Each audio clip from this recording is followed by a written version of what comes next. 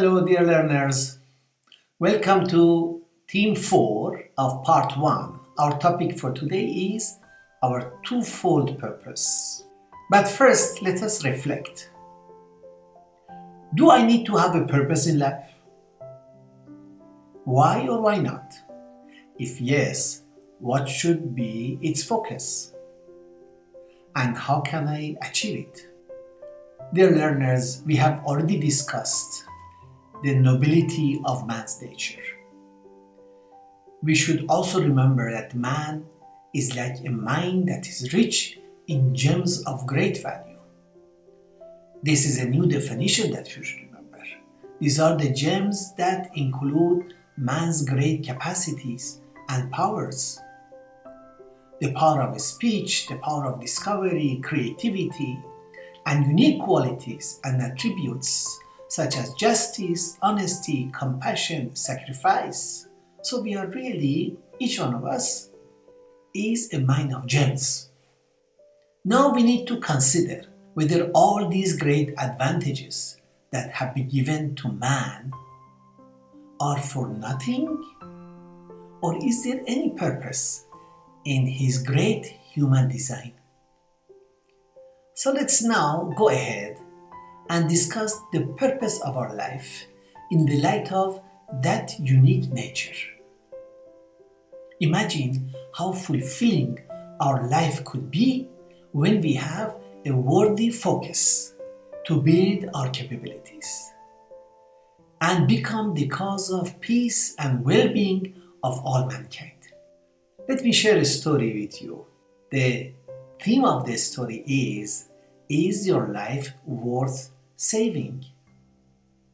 A boy was drowning in a river and he shouted for help. A man passing by there jumped into the river and saved the boy's life. As the man was leaving the boy, he said, "Thank you." The man asked, "For what?" The boy said, "For saving my life." The man looked into the boy's eyes and said, "Son, make sure when you grow up that your life was worth saving." All of us are put on this planet for a purpose. We are part of a big picture. But very few people discuss their purpose in life. Hardly they discover it. Most of us just exist and keep counting our days rather than making our days count. Look at the picture of Albert Einstein, which is put here on the screen for you. Once he said, "Why are we here?" He replied, "If the universe is an accident, we are accident too. But if there is a meaning in the universe, there is meaning in us also." And he added, "The more I study physics, the more I am drawn towards metaphysics," which is beyond physics. We are passing through a unique phase in our collective life as humanity. So we have to really look at our twofold purpose in the context of the history, the period from which we are now, through which we are passing. This period can be likened to be the period in the life of a person who has passed his childhood but not yet reached his adulthood. We call it period of transition or adolescence or teenage years. The period of adolescence has some resemblances with his earlier life as a child and his future life as an adult. But it is neither of the two, neither a child nor adult. This period of transition between childhood and adulthood, that is adolescence, is the time of visible changes, physical changes, mental, emotional, social, and behavioral. An adolescent demonstrates a new measure of life and enthusiasm that is the characteristics of the age of adolescence. Nevertheless, the period of adolescence is not free from challenges. problems related to their physical and emotional and psychological changes, relationship with the peer groups, stresses, and search for identity accompanied by confusion and at times dangerous behavior.